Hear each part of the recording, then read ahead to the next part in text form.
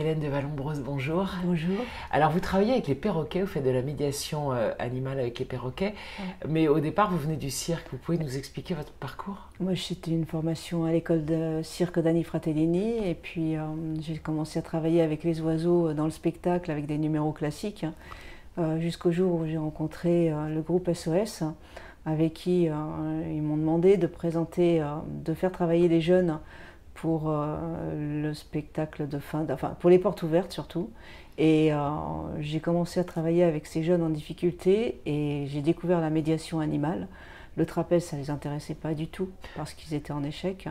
Alors que quand je leur ai dit est-ce que vous voulez sociabiliser les perroquets avec moi, 2 jeunes perroquets que j'avais, ils ont été enthousiastes et des jeunes qui n'arrivaient pas à travailler en groupe avec d'autres jeunes de leur âge, se sont retrouvés à travailler ensemble et à partager l'atelier avec moi et à sociabiliser les perroquets. Quand j'ai vu le résultat, ils m'ont donné les larmes aux yeux le jour où ils ont fait la présentation, parce qu'ils avaient tout compris du bien-être de l'animal, ils prenaient en compte que ça ne devait pas être long, ils ont réussi à travailler, à partager à 3 la présentation, et je ne savais pas que ces jeunes au départ ne pouvaient pas travailler ensemble. Voilà. En quoi est-ce que les perroquets sont des animaux intéressants pour la médiation? Moi je pense que par rapport à d'autres animaux comme le chien ou le cheval qui sont déjà plus abordables, enfin vous avez un peu moins de crainte, ou un chat, le perroquet, vous avez déjà des a priori par rapport à son bec, ses pattes, c'est pas agréable de contact forcément, et il faut prendre sur soi, de vaincre sa peur et lui donner envie d'avoir confiance en vous. Donc en fait, on apprend à déjà vaincre la peur de l'autre, la manière comment l'appréhender, comment communiquer avec lui et comment se faire confiance mutuellement. Il y a des perroquets qui sont plus doués que les autres?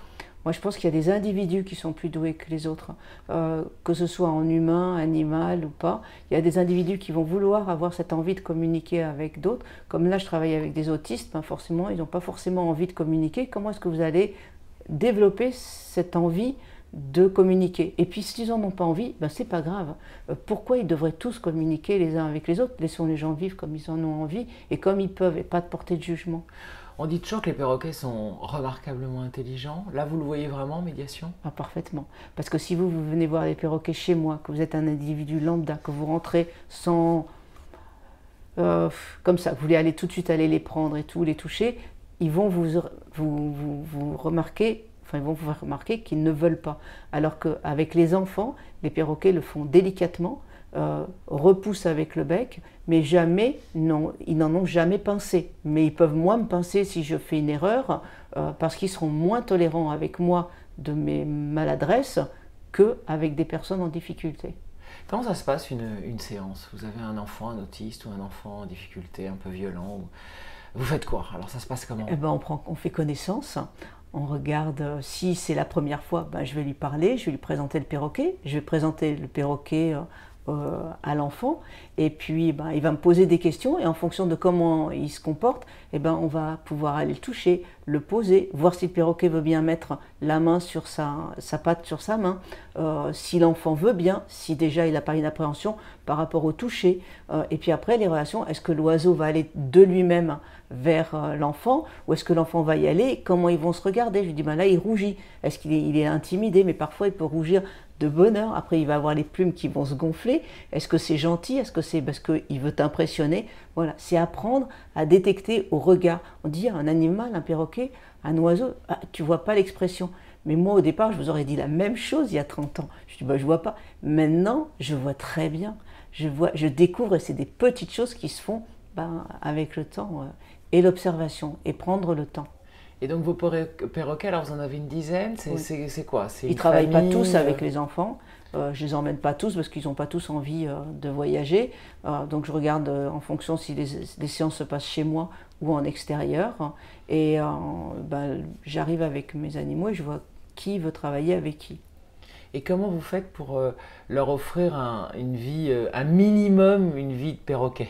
Parce que c'est toujours le problème quand on a des animaux comme ça chez soi. Vous avez bien raison, c'est ce que je cherche à améliorer tous les jours. Et depuis que je les ai, j'ai toujours cherché à améliorer leur cadre de vie, qui si eux sont bien, moi je serai bien. Je veux dire, c'est un échange. C'est pas, j'ai pas des animaux pour avoir des animaux. J'ai pas une quantité. Non, c'est des rencontres et surtout de regarder. Donc j'observe. Bah, là, j'ai déménagé. J'ai acheté un domaine dans le sud Seine-et-Marne pour justement leur donner un espace de vie beaucoup plus agréable. Et puis tous les jours, bah, je vais faire un tour le matin, voir comment ils vont, je ramasse les gamelles, qu'est-ce qu'ils ont mangé, je prépare la nourriture, je ne coupe pas tout en petits morceaux et tout, parce qu'ils ont besoin de pouvoir s'exercer à la façon dont on doit décortiquer, casser une noix, et, manger ce qu'on a envie de manger, et après ben, je fais du training avec eux. Du training, mais ça peut être sous forme d'activité, comme vous iriez faire du tennis ou vous iriez faire de la natation. C'est des jeux, c'est passer du temps avec eux, m'asseoir, les observer, passer du temps à rien faire, essayer de lire un bouquin, ils vont me déchirer. Voilà, c'est de voir, c'est tout. Les chats, quand je lis, ben, ils vont se poser dessus, se mettre, voilà. Et donc ils s'entendent bien avec vos chats, ce qui est quand même... Alors, ils se font respecter par mes chats. Et mes chats les respectent. Et n'ont jamais essayé d'attraper les oiseaux de la maison. Bon bah alors, bonne continuation dans votre ménagerie de chats et de perroquets.